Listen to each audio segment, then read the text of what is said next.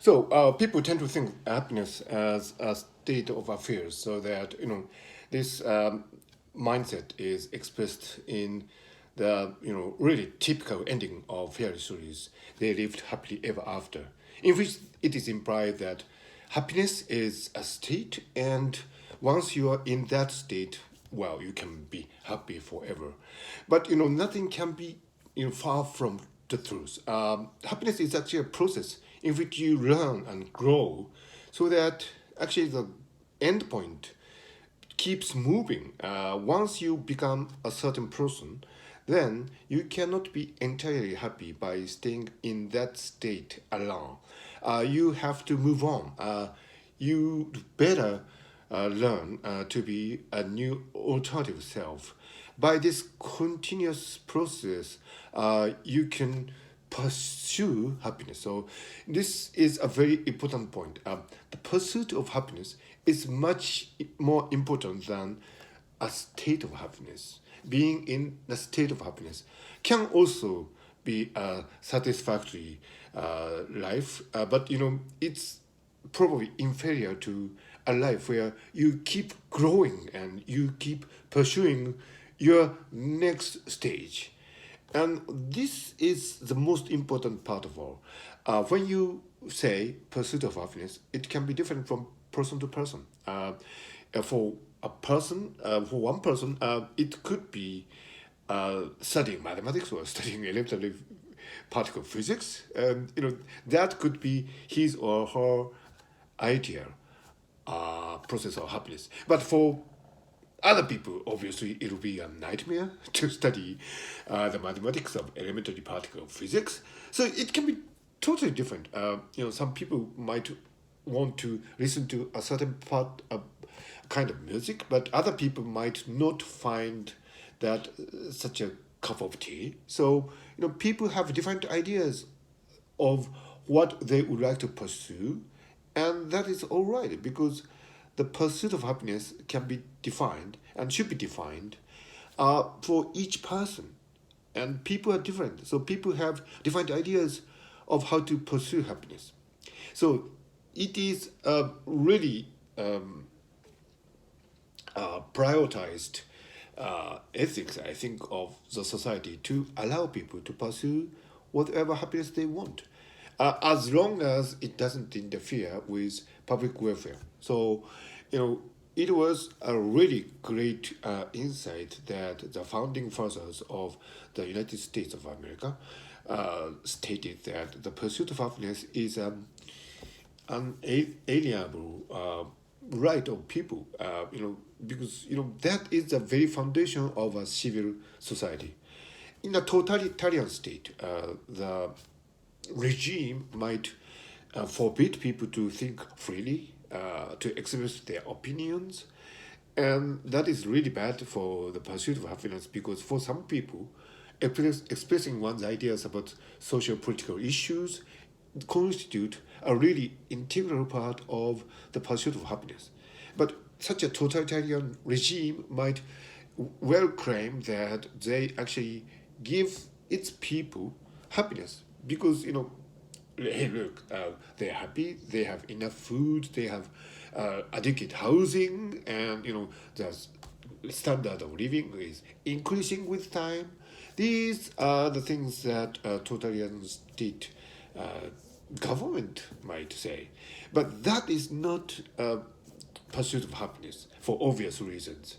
It's as if the state is handing out happiness as a commodity, as defined by the state.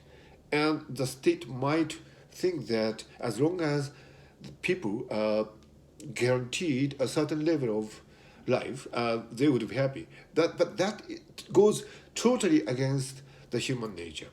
It's like the Soma described in Aldous Huxley's dystopian novel A Brave New World. In this novel, people are living in a totalitarian state, and there's no freedom of speech, there's no freedom of thinking, and the society is really, really tightly, rigorously controlled by the regime. However, people are handing out soma, this chemical, which would make them happy, which would make them be in a state of happiness, and that is really terrible.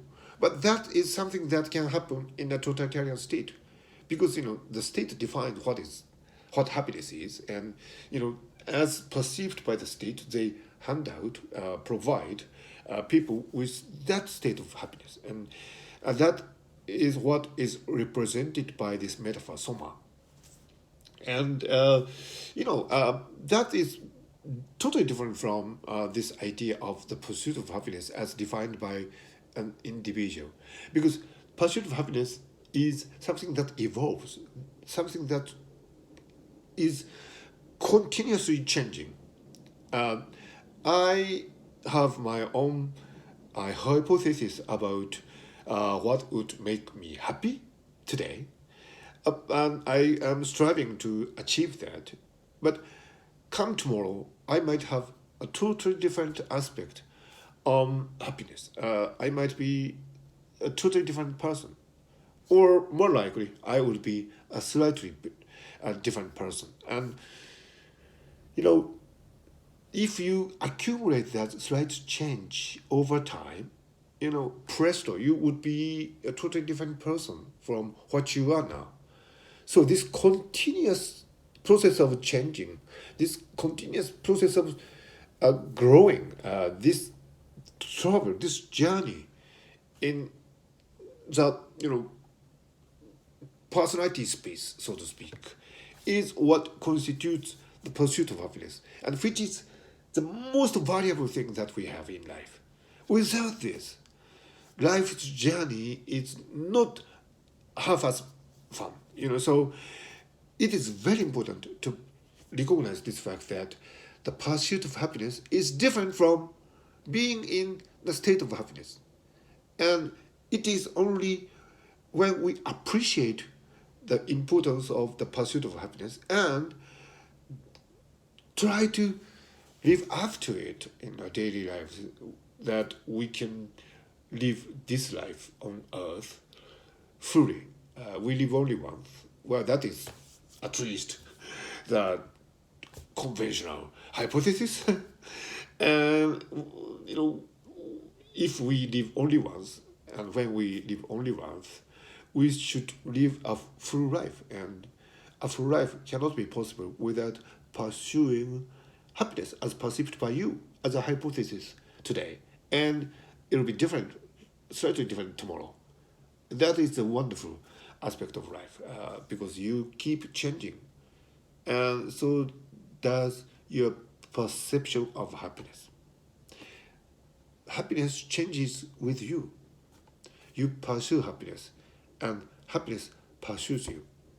What a wonderful life.